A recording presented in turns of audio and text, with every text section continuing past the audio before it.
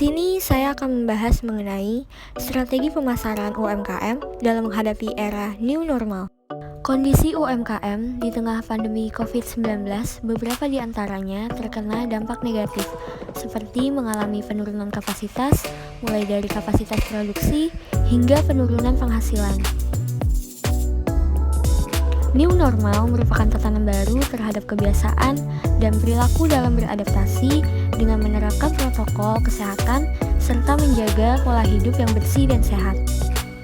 Maka dalam menghadapi era new normal sekarang ini, tentunya para UMKM harus berpikir secara kreatif dan inovatif. Lantas, bagaimana strategi pemasaran yang dapat dilakukan UMKM dalam menghadapi era new normal sekarang ini? Berikut pembahasannya. Yang pertama, menentukan target pasar. Dengan menentukan target pasar, maka UMKM dapat memahami kebutuhan pasar, menemukan dan membandingkan kesempatan pasar dalam melihat peluang, menggunakan sumber daya yang terbatas secara efektif dan efisien. Berikut adalah cara menentukan target pasar dengan melakukan segmentasi pasar yang dituju secara spesifik. Yang pertama, segmentasi berdasarkan demografis, yaitu membagi pasar berdasarkan kelompok kependudukan seperti usia, gender, pendapatan, pendidikan, agama, pekerjaan, suku bangsa, dan lain sebagainya. Yang kedua, segmentasi berdasarkan geografis, yaitu membagi pasar berdasarkan kelompok area geografis seperti kota, desa, negara, daerah, dan lain sebagainya. Yang ketiga, segmentasi berdasarkan psikografis, yaitu membagi pasar berdasarkan kelompok psikografis seperti kelas sosial, karakteristik personal, atau gaya hidup. Yang keempat, segmentasi berdasarkan behavior, yaitu membagi pasar berdasarkan kelompok yang memiliki kesamaan seperti perilaku, kegunaan produk, manfaat yang dicari, dan loyalitas terhadap produk. Yang kedua, fokus dan konsisten terhadap kualitas produk. Yang dimaksud fokus di sini yaitu dengan mengetahui keunggulan nilai produk yang Anda ciptakan, apa yang membedakan produk Anda dengan produk pesaing, dan apa saja kelebihan produk yang ditawarkan. Dengan menawarkan nilai keunggulan, maka konsumen akan tertarik dan loyal terhadap produk Anda. Setelah itu, maka yang harus diperhatikan adalah konsisten terhadap kualitas produk. Jangan pernah menurunkan kualitas meskipun daya beli konsumen menurun. Padahal, konsumen tetap ingin merasakan kualitas yang bagus. Maka yang dapat dilakukan adalah dengan menurunkan kuantitas produk atau yang dinamakan downsizing produk.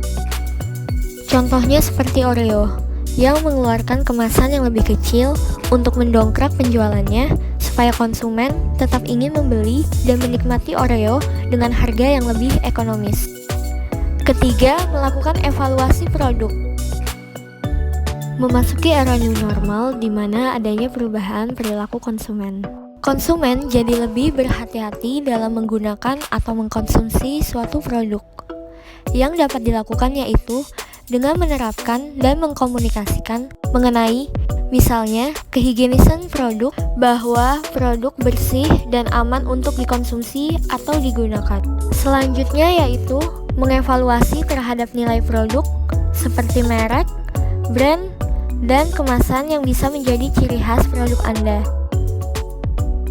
Gunakan dan ciptakan nama merek, brand, dan logo yang sederhana, unik atau berbeda, dan yang mudah diingat. Berikutnya yaitu dengan berinovasi terhadap kemasan yang menjadi daya tarik konsumen untuk membeli sekaligus sebagai nilai tambah dan citra produk Anda. Berikut ini adalah beberapa kemasan produk yang dapat dijadikan contoh.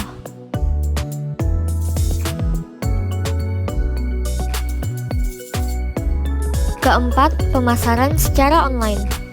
Seperti mengoptimalkan pemasaran secara online, memanfaatkan teknologi gadget atau smartphone yang Anda miliki, memilih platform yang tepat sesuai dengan kebutuhan.